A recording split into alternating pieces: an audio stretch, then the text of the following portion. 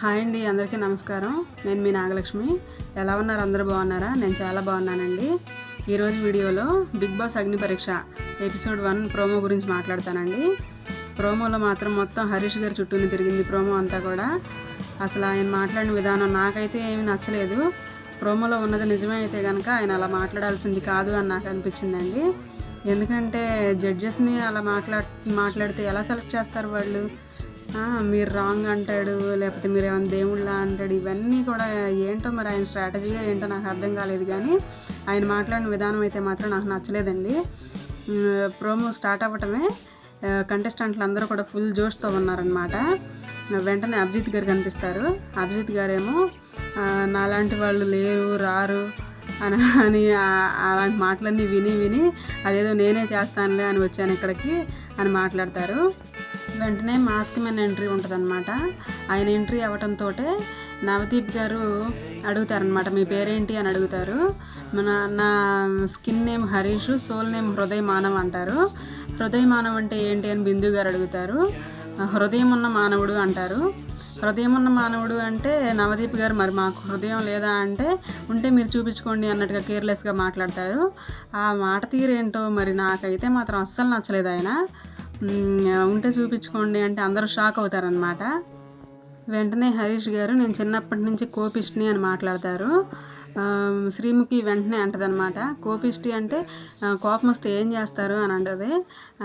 అంటే కోపం వస్తే ఏం చేస్తారు అంటే నేను రివీల్ చేస్తా అంటారు. రివీల్ చేయటం అంటే కొడతారా అన్నట్టుగా బిందు గారు అంటారు. కొడతారా అంటే ఎస్ అంటాడనమాట. అంటే కొట్టేస్తాడు ఆయన కోపం వస్తే.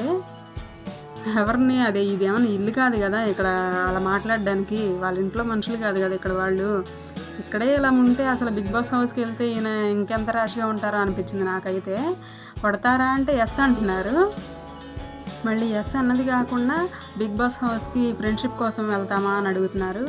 ఫ్రెండ్షిప్ ఎందుకు చేసుకోకూడదు, ఫ్రెండ్స్ ఎందుకు చేసుకోకూడదు అంటే ఫ్రెండ్స్ చేసుకుని ట్రోఫీ ఇచ్చి పంపించేస్తారా అని అడుగుతారు. ఈయన మాట్లాడిన విధానానికో మరి దేనికో కానీ బిందు గారు వెంటనే ఇట్స్ టూ బ్యాడ్ అని మాట్లాడతారనమాట. ఇంకా అప్పుడు అభిజిత్ గారు కూడా రెడ్ మార్క్ చూపిస్తారు.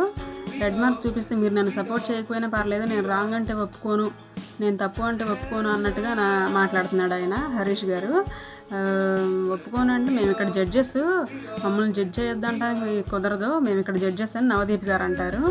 కొద్ది నిమిషాల్లోనే మీరు మమ్మల్ని జడ్జ్ చేయడానికి మీరేం దేవుళ్ళు కాదు కదా, దేవుళ్ళు అయితేనే అలా చేస్తారన్నట్టుగా మాట్లాడతాడు హరీష్ అన్న ఆయన. అంటే బిందు గారు నేను దేవుణ్ణి కాదు అని అంటది. దేవుణ్ణి కాదు అన్నప్పుడు మీరు నా దృష్టిలో తప్పు, మీరు చెప్పేది తప్పు అన్నట్టు మాట్లాడుతున్నాడు. అసలు ఈ మాటలేంటో, ఈ మాట విధానం ఏంటో నాకు అసలు ఏమీ అర్థం కాల. ఆయన ఎలా సెలెక్ట్ చేస్తారనుకుంటున్నాడు? ఇలా మాట్లాడితే ఎలా సెలెక్ట్ చేస్తారు ఆయన? అసలు ఏ మాత్రం అంత కేర్లెస్గా ఉంటే ఎలా? అసలు ఆయన అంత ఇదిగా మాట్లాడితే మీరు తప్పు అంటాడు, మీరు ఏమన్నా దేవుళ్ళ అంటాడు. అసలు ఏంటో ఈ ప్రోమోలో మాత్రం నాకు ఆయన మరి అది స్ట్రాటజీనా ఆయనకి ఏమన్నా?